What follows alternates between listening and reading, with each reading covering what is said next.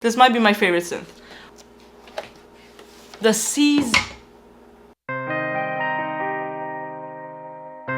So we have a sponsor today and it's DistroKid. So they reached out to me and I was actually kind of stoked about it because I've been using DistroKid for a while. So I don't really mind like talking about a product that I use. So if you're at the point where you're actually releasing music, like you've been using Bandcamp or SoundCloud, whatever, and you actually want to like release an album and have it on iTunes and Spotify and Apple Music and all the places that people actually listen to music, you need DistroKid. 20 bucks a year, not a month, will allow you to upload as many albums as your heart and creative mind will allow you to post. So definitely check them out. I'll put the information below. And if you do use that code, you are gonna get a discount and it will also help me out. So, do it if you're gonna do it. All right, so I don't even know like where to begin this video.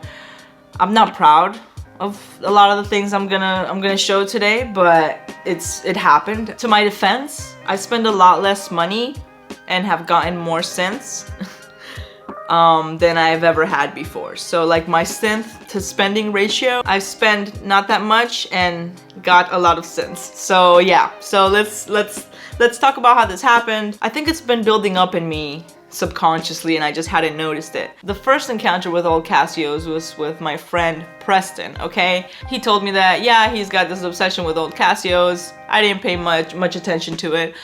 He took me to his studio, he showed me his little keyboard. He actually showed me a PT1. I just didn't know what the hell it was at the time. I don't know, just didn't really, okay, cute, whatever. Okay, time moved on, months passed. Second encounter, I'm on Instagram and like I follow a lot of the lo-fi artists, like Maya Elk, La Creme. You know who I'm talking about if you're into this type of content. There's another artist, Flowbama91. Okay, so I love his compositional style. I love that he uses keyboards. He does this little show called Synth Sundays, where every Sunday he puts a jam on synths, which is amazing. I always get really intrigued about somebody's workflow when I like the music that they're making. So I reached out to him, asked him about his workflow. Didn't even like notice his synths, I'm like, how is your workflow? I just wanted to know how did he compose. Later on, I ran into another video of his and he's like doing this interview for somebody else and he's talking about his Casio SK-1. Here it is. Here's the Casio SK-1. This is a sampling keyboard. Yes, a sampling keyboard. So mic in and a line in. Like how beautiful is that? Not like long samples, more like chromatic or like drum percussion type samples, right? But yeah, this was the beginning. This is where it all started, okay? It just started to go downhill from here, let's just say that. Then came the MT100, okay? Because he has one of those too, and I'm like, you know what? If I can find it cheap, I'm gonna grab it. I found it cheap, I grabbed it. The keys are kind of meh. They're a little old on this specific model, not like on the synth itself. Like whoever had the synth didn't love it. But no, it's cool. It has like an equalizer, like a mixer that you mix your sounds with, which is pretty awesome. Separate review on this coming eventually at some point. All the beautiful things that we synth nerds like, right? Then of course YouTube knew what I was up to. The algorithm is always watching.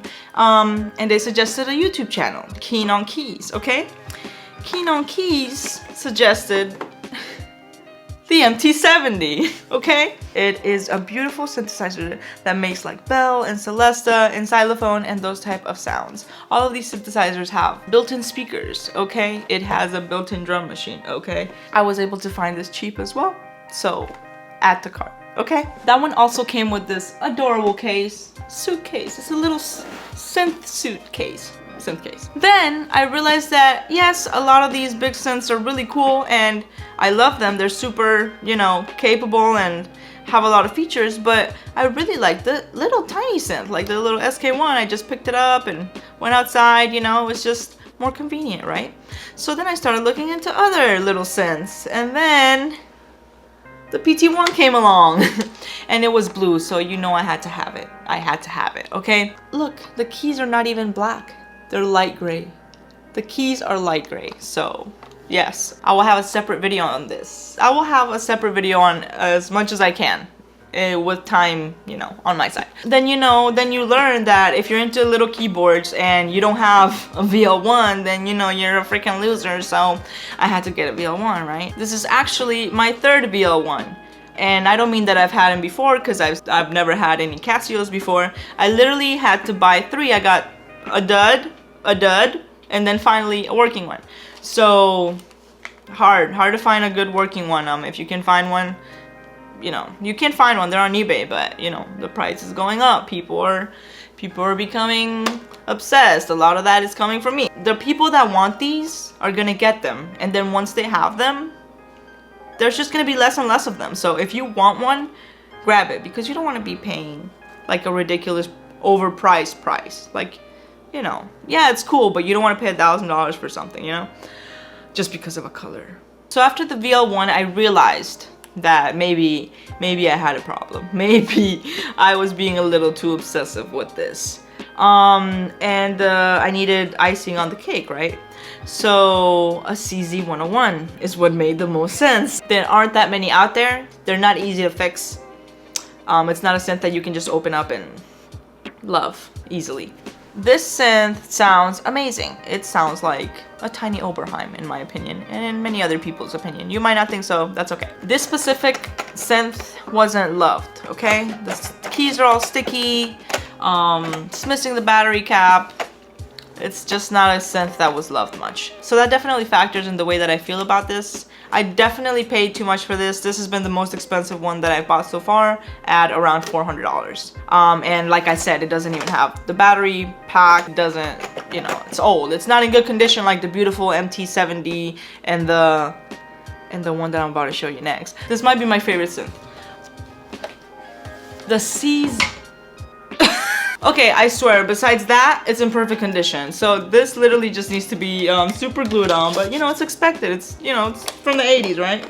Okay, but look, it even has the protective sticker still on it. So whoever had this synth probably had it in a closet sitting for years, and you know, that is the type of synth I want. I don't want a beat up synth that's been through a lot, that's been in some synth freak's hands. I want some old lady that got it for her grandson and he never liked it and he put it away for 15 years. That's what I want, okay? And I think that's what this is. I paid less than $200 for this. And the difference between the 230S and the CZ-101, like the main difference, is that you can edit sounds. So like, this is a pre-programmed synthesizer. So that means like, it's just presets, but they sound amazing. Like, I don't care. I don't need to be tweaking all the time. I don't need to be in sound design mode all the time. That's what my modular is for, right? And other synths that I have. So I will take the pros of this instead of a 101. There's a lot of things that this has that doesn't, okay? So we get 100 presets. On the 101, you don't get that many sounds. You even need like a special cartridge if you want more memory, okay? So that's one, sounds. Number 2, the S actually stands for speaker. Yes, this has a speaker and it's actually really loud. That's what I've noticed with a lot of the old Casio synths. Even the VL Tone or the PT1, the speakers are really loud, which is crazy. So, like, if it just makes me think about like the OP1 speaker, because it's complete garbage, it's completely unusable. Like, if it would have been something like this, that would have been awesome. But see how big this is. I mean, this is huge. The OP1 speaker is like that, you know? So it makes sense. But yes, the speaker is actually usable, so you can sit down on your couch, not have anything else, and just jam. Which has been really important to me lately, actually. Like, I kind of had a bad, I don't know, like a bad reaction, or I don't know how to explain it, but I just hate like sitting down in the studio. I hate just sitting down like right here in this area. But I've also made this separate like jam area. So like, I don't sit down here and wait for inspiration, because that's kind of how it's felt lately. Like, I just sit down and try to create, and that just never works for me. Like, I need to be out and creating, or I need to be like in a different environment. I can't just be like sitting between 2 monitors and a computer like trying to get inspiration. So I made this other little area in my room, like actual, like true definition of bedroom producer right here.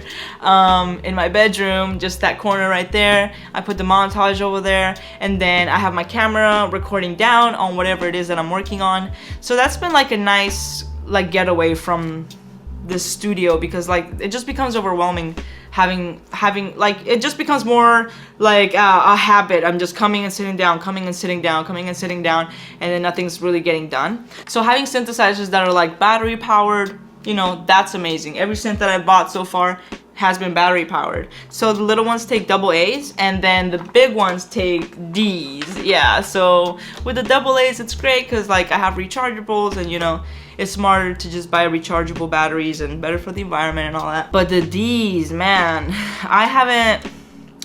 I think I spent about 20 bucks, not because they've died, because they haven't died, but because I have so many synths that have needed double D batteries, and they take like 6 batteries. So 6 batteries per synth, you know, that adds up. But hey, go to the dollar store, 2 for $1. So this has been my favorite acquisition. It also has a drum machine. Yes, a drum machine. And I'm not talking about little cute VL Tone and PT1 drums. No, I'm talking about fat drums. Like,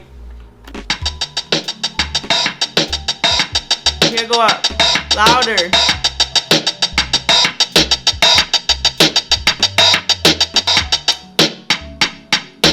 Yeah. Oh man. Tell me those drums are not, those drums are about to get sampled. That's all I know.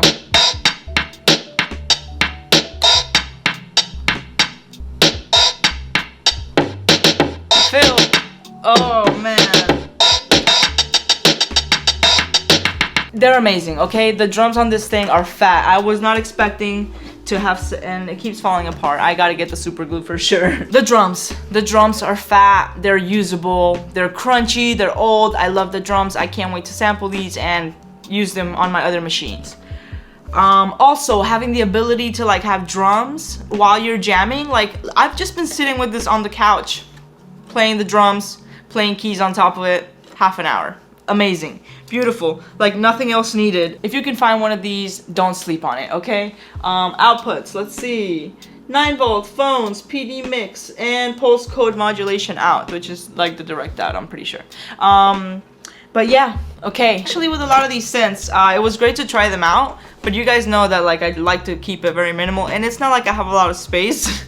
So literally I have some stuff sitting here on my couch, which is super unhealthy. I don't like that. But I'm gonna take advantage of it before I let them go. I'm gonna make some music with them. I'm gonna make some videos with them. I'll try to review them. I just started a new job, so life's been like super crazy for me. I don't have much time to make these videos, but the free time that I do have, I enjoy making these videos, and I hope you guys enjoy watching them. So yeah, that was my rant about my new obsession with old Casios. Do you have an addiction? I know I'm not the only one, because I've met people that are into old Casios, and like people that I knew that I didn't know they were Casio lovers, you know, like you just don't pay attention to that part of them. But it's been great. The whole like lo-fi community, because think about it, if you're trying to make lo-fi and you're looking for lo-fi sounds, why are you gonna have a really expensive synthesizer? Like, I thought you were trying to find an old sound, right? So if you're trying to make low fidelity music, why don't you go find a low fidelity instrument? Like, kind of makes a little bit of sense if you think about it. I know that with so many people being into synthesizers now, the price of synths are gonna keep going up, up, up until like there's a recession and Behringer drowns the world with clones. But I feel like these synths, like they're gems. Like I feel like I've hit gold right now. Let me know what else I need. Like if you're into this, let me know what else I need to get my hands on, like before the mass flood. Cause I mean right now, like in my life, literally, I'm in my dining room. This is where the dining room is supposed to be, but we don't have a dining room. We just have a studio. But you know, that's fine. Like, this is where I'm supposed to be in my life right now. It makes sense, right? But eventually in the future, I do want my own studio room, and I don't want it just filled with expensive things. I want it filled with things that mean something to me. And I feel like that's what I'm doing. Like, a lot of my life, I've had to move around a lot. So I've never really been attached to like material things that much, you know, because it comes and goes, whatever. So like being an adult and just being in a more stable environment, I don't know. I've just like been having a different relationship with the things that I own. I've also been reading this book called Essentialism, and it really just talks about like how you know, don't waste your time on things that don't really interest you. Like if something doesn't give you that feeling of like hell yeah, then it's a no, you know.